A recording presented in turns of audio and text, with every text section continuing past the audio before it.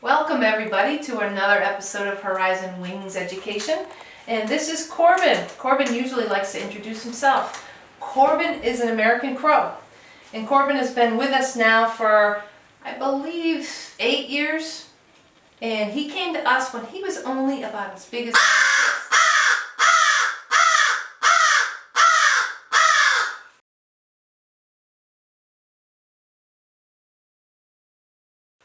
he was a nestling, sitting in his nest, and a hawk flew over and saw Corbin sitting there and reached down and flew over, reached down and grabbed Corbin. And if you can see this feather that's sticking up right here, that's actually where he was grabbed. And that hawk crushed Corbin's shoulder when he did that. And Corbin's parents were right there watching when this happened, so they immediately flew in and started mobbing that hawk. They flew in and started pestering it until the hawk dropped Corbin to the ground, and when that happened, he actually broke his leg.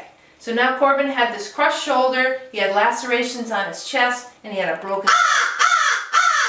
So a woman heard all this commotion going on out in their backyard, and she looked out and she saw this going on, so she went running over and scooped up baby Corbin off the ground and immediately called Horizon Wings. And I happened to be there with Mary Beth the day that we did the transfer from the woman in a parking lot, and I still remember her handing over this little broken crow into Mary Beth's hand. And at that point, we weren't sure Corbin was even going to survive, but we knew one thing: he was never going to fly again. That shoulder was just crushed. So that wing was no good. The bones were fractured in there. It couldn't be fixed. So we did something with Corbin that we don't do with our rehab birds. We purposely imprinted him, and you've learned about imprinting with a couple of our other birds and what can happen. So we purposely did that with Corbin because we knew he couldn't fly and he couldn't be released anyway. So in order to make him a good educational bird and be comfortable around people, we talked to him every day, and we fed him, and we pet him, and we played with him, and we did that on purpose. And now Corbin's used to us touching him. He's used to being around people, and that's a good thing for us. Unfortunately, Corbin lost his freedom that day. He never got a chance to fly out in the wild. So a lot of times people don't like crows. They're loud. Especially in the morning, you hear them all the time. They wake people up, and people just don't like them. But you know what? Crows are actually very, very fascinating, very smart animals. And we need them out there. They eat a lot of bugs. They do eat a lot of insects for us. They're what we call omnivores, kids. And you know what omnivores are? So omnivores are when they eat everything, plants and meat.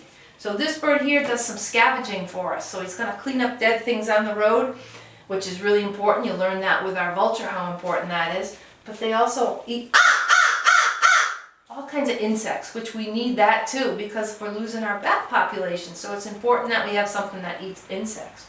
But this guy, he also likes to eat plants, vegetables, and fruits. So for Corbin's diet here at Horizon Wings, what he gets some frozen veggies. He gets cut up fresh fruits. Sometimes he gets birdie bread that Mary Beth makes for him. He gets little pinkies of mice. He gets mealworms.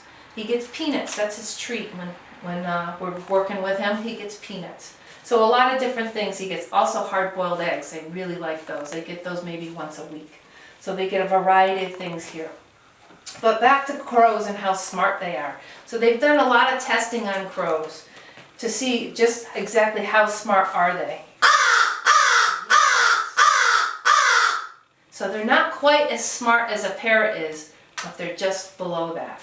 So they're in a family called corvids, not COVID, corvids, and that includes the ravens and blue jays. And all of those in that family are extremely smart. They've done testings on them, and they can recognize humans. They've put on scary masks and out in the wild gone and scared some crows. And then without the offspring of those crows ever seeing that scary mask, they knew to be afraid of those people with the scary mask. Crows can communicate to each other. It's really important when we get a crow in that we put it back in the same area because they have a special dialect that they all speak in. So they can communicate. And they're so much all about social structure as well. Family is really important to crows. Most of the time you're never going to see a single crow. There's usually a group of them, and what that is this year's adults, last year's babies, and then maybe this year's babies. So you can see a whole family structure. And what they do is they post a sentry. A lookout. They put a lookout way up in the tree, and he's out there, he's responsible for looking out for any kind of danger. A person, or a dog, or a fox, or another bird of prey that's going to come in. So he's important out there, and he does an alarm call if something scary comes, and that's his responsibility to let the family know that danger's coming. If that bird doesn't do a good job on it, his family lets him know. It's not a good thing. And right now they're getting ready for nesting. It's almost nesting time. But in the winter time, what's really cool, something that crows do, is they gather in these huge communal roosts, it's called. And here in Connecticut, we have some in Hartford, and we have one in Norwich, I know. And they gather from miles and miles away every evening, and they roost in the trees in the cities. And it's a social thing. So they catch up what's going on out there, and it's also good for protection and for warmth for them. So they do that through the winter time, and then in the mornings, when the sun starts coming up, gets warm, they disperse out there and they go out and find their food. So that's really important thing for them to do. So in the winter time they do that, but not in the springtime. Now they're going to start their nesting time, so they stay in their nesting territory. They don't go into the communal roost. So back to intelligence-wise, they've also done some testing on them where crows have had to figure out 3, 4, 5 steps ahead to figure out puzzles. Crows that have been in captivity, they've done tests. And they provided them with a stick and a string, and it had a treat on the end of it. And a crow had to figure out how to use the tools that were given to them to get that treat. And they were able to think 5 and 6 steps ahead of time to be able to figure out how to get the treat. Another example is these birds here. If you look at his beak, it's not really made for crushing, but they do like to eat a lot of nuts. So what they do is they'll pick a nut up, and then they go to a busy intersection and they'll drop it in the intersection and let the cars crush the nuts, which is pretty cool. But what's even cooler is that the crows will watch the stoplight so they know exactly when the light changes so they can go down and get it and not get hit by the car. So pretty cool. So crows can speak. Our raven Julian, if you follow him on YouTube, if you go out there and search for Julian the raven, you can hear him saying, "Who's a good bird?" Madison is another crow that we have that's in with Corbin that can say hello and what you doing.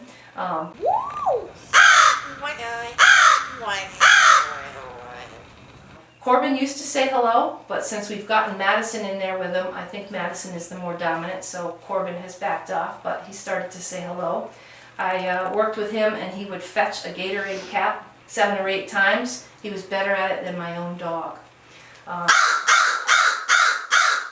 So crows can live a long life if they make it out of their first year of life. First and second year of life for any bird, a corvid or a bird of prey, is really difficult. There's a lot of dangers. They don't know how to hunt. They get hit by cars. So a lot of bad things can happen. But if they make it out first or second year of life, crows can live a very long life. There's been some that have lived well into their 20s. Corbin here, I believe, is 9 years old now. So in captivity, he can live longer than that. If you look closely, if you can see Corbin's beak right now, you can see it doesn't quite look the right color. And that's because he's been digging in the mud in his aviary with his breakfast. So he's going to take some of his breakfast, and they do something that's called caching.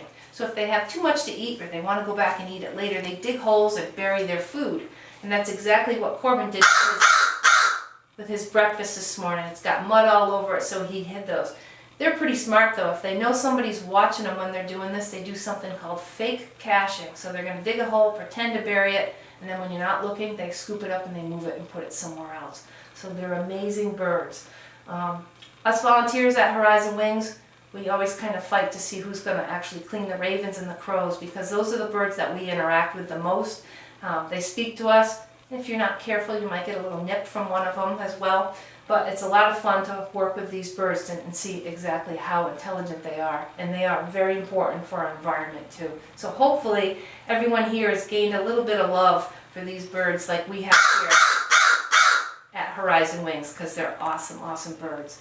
So thank you for joining us today to learn about American crows. And please send us questions, comments for any future episodes that you'd like us to do. And thanks for listening.